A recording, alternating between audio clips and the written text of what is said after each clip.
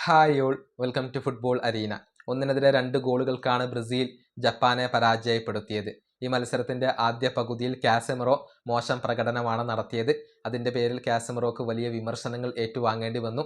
കാസെമിറോയെ പുറത്താക്കിക്കൊണ്ട് രണ്ടാം പകുതിയിൽ ഫാബിഞ്ഞോയെ കൊണ്ടുവരണമെന്ന് എല്ലാവരും അഭിപ്രായപ്പെട്ട ഒരു കാര്യമാണ്. പക്ഷേ രണ്ടാം പകുതിയിൽ കാർലോ ആഞ്ചലോട്ടി കാസെമിറോയെ നിലനിർത്തി എന്നുള്ളത് മാത്രമല്ല, കാസെമിറോ ബ്രസീലിന് സമനില ഗോൾ നേടിക്കൊടുക്കുകയും ചെയ്തു.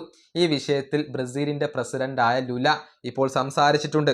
അതായത് ഞങ്ങളുടെ കണക്ക് കൂട്ടലുകൾ തെറ്റി, കാസെമിറോയെ നിലനിർത്താൻ തീരുമാനിച്ച ആഞ്ചലോട്ടിക്ക് നന്ദി എന്നാണ് ഇന്നലെ ലുല പറഞ്ഞിട്ടുള്ളത്.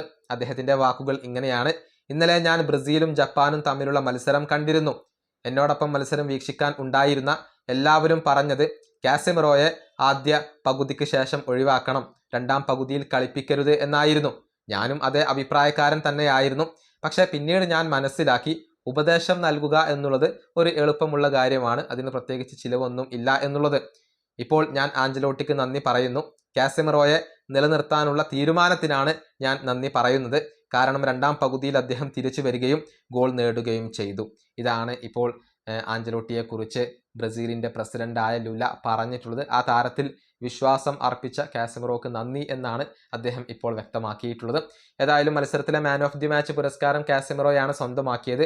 പക്ഷേ അദ്ദേഹത്തിന്റെ പ്രകടനം ആരാധകർക്ക് ആശങ്ക നൽകുന്ന കാര്യമാണ്. ഗ്രൂപ്പ് സ്റ്റേജിലെ എല്ലാ മത്സരങ്ങളിലും കാസെമിറോ നിറം മങ്ങിയിരുന്നു. കഴിഞ്ഞ ജപ്പാനെതിരെയും ആദ്യ പകുതിയിൽ വളരെ ദയനീയമായ പ്രകടനമാണ് കാസെമിറോ നടത്തിയിട്ടുള്ളത്.